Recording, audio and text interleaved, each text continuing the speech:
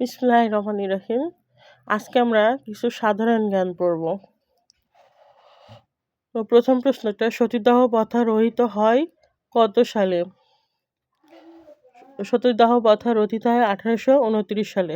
সতীদাহ প্রথা রহিত হয় 1829 সালে। কোন শহর দুই মহাদেশে অবস্থিত? কোন শহর দুই মহাদেশে অবস্থিত? ইস্তানবুল। ইস্তানবুল হচ্ছে দুই মহাদেশে অবস্থিত। ঢাকা সর্বপ্রথম কবে রাজধানীর মর্যাদা লাভ করে?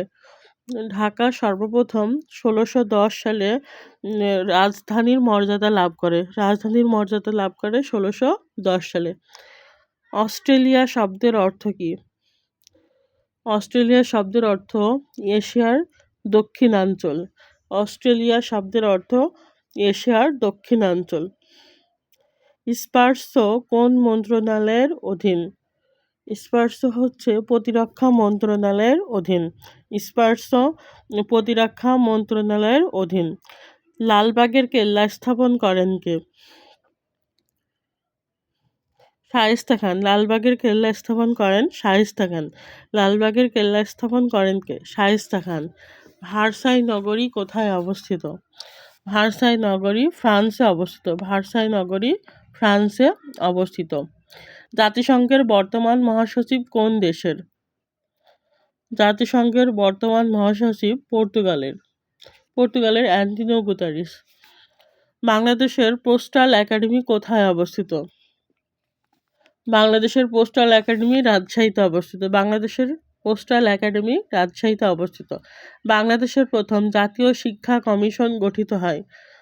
জাতীয় শিক্ষা কমিশন গঠিত হয় 26 জুলাই 1972 সালে।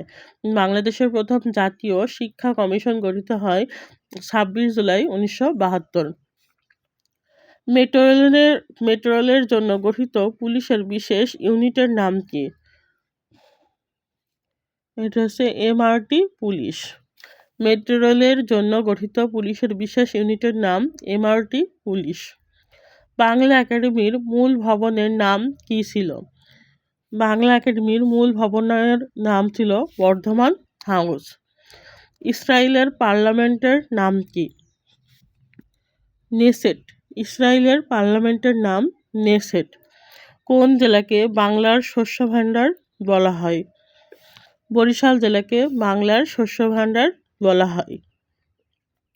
বীর মুক্তিযোদ্ধাদের জন্য নির্মিত বাসগৃহের নাম কি? বীর নিবাস। বীর মুক্তিযোদ্ধাদের জন্য নির্মিত বাসগৃহের নাম বীর নিবাস।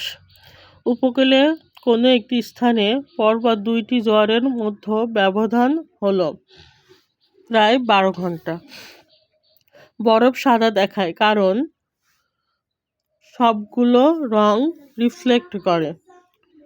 বাতাসে কার্বন ডাইঅক্সাইডের পরিমাণ 0.017%। ডাক্তার রোগীর নাড়ি দেখার সময় প্রকৃতপক্ষে কি করেন? ধমনীর স্পন্দন দেখেন। ভিটামিন ই এর কাজ কি? প্রজননে সহায়তা করা। ভিটামিন ই এর কাজ হচ্ছে প্রজননে সহায়তা করা। আজকে এই পর্যন্তই। আল্লাহ হাফেজ।